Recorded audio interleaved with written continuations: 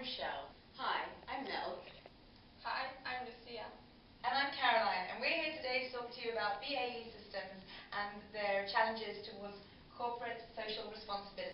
But first, I'd like to tell you a bit about what BAE systems are about. BAE Systems was formed in 1999 by the merger of British Aerospace and Marconi Electric Systems.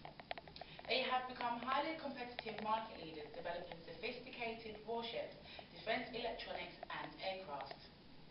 BAE Systems' main competitors would be Lockheed Martin, Northrop Grumman and General Dynamics. We will now be thinking about how the BAE is affected by the macro environment through a pestle analysis. The political factors that affect BAE Systems include wars in Afghanistan and Iraq resulting in increased demand for products, manufacturing sites operating within a convenient transport infrastructure, and the recalling of armed forces. Economic factors include war-related expenditure cuts due to the recession, inflation on prices of raw materials and effective currencies making it difficult to export to foreign customers. The social factors here include increasing lifespans and employment from early adulthood will require BAE Systems to review its commitment to pensions. Also, protests from anti-terror campaigners opposing the manufacture of weaponry. Technological factors include advances in information technology have given BAE Systems the opportunity to develop facial recognition systems. Also, artificial intelligence and robotic technology leading to the production of unmanned aircraft systems. Isn't that amazing? Reducing its carbon footprint. Applying decommissioning procedures, strategic waste management and recycling. Everybody should do a bit of recycling. And lastly, on our pestle analysis, we have the legal factors, which include BAE violating US legislation in accepting foreign arms contracts where it was prohibited. Using Porter's 5 forces, we will analyse the 5 competitive forces that shape the weaponry and defence industry. The first force we're going to look at is levels of competition. As there are only 4 main players in the industry, BAE are part of an oligopoly, which can create intense competition between the few other competitors in the industry. Also, mass production through economies of scale has allowed them to remain competitive. The second force is the threat of substitutes. BAE Systems supply all types of weaponry. There are no substitutes for fighter jets and weaponry. Some countries have chosen other suppliers over BAE Systems. Foreign exporters are becoming more attentive to the overseas market. The third force is the threat of new entrants. The threat of new entrants is low as it takes enormous capital investments to set up large-scale operations and acquire materials. Productions through economies of scale enables BAE Systems to keep prices low, making it difficult for new organisations to enter the market. The fourth force is the bargaining power of buyers. The volume of buyers is comparatively low. To maintain growth and remain competitive, BAE must meet the individual needs of its customers. And the fifth and final force is the bargaining power of suppliers.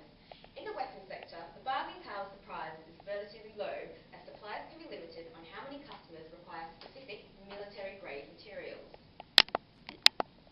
However, in the manufacturing of vehicles and craft, the bargaining power of suppliers is relatively high. This is due to materials being multi-purposeful.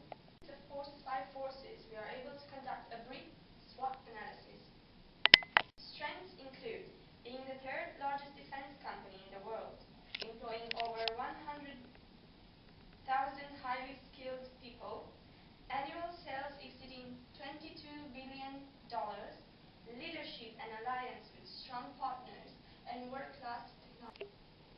Its weaknesses include the resignation of CEO Mike Turner, fluctuating oil prices, lack of suppliers to provide materials, and devaluations of currencies. Opportunities include continually developing innovative new products, forming new partnerships worldwide, penetrating new market segments, developing new systems to prevent security leaks. Threats include geopolitical issues, bilateral trade, lack of oil and labor, loss of profits if the war ends, high taxation in UK and overseas, security leaks within the company.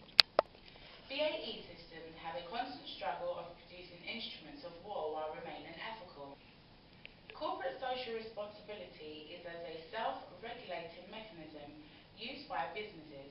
to maintain ethical standards. It enables a company to make a positive impact to the environment, consumers, employees and community. In the past, BAE has been accused of not operating ethically.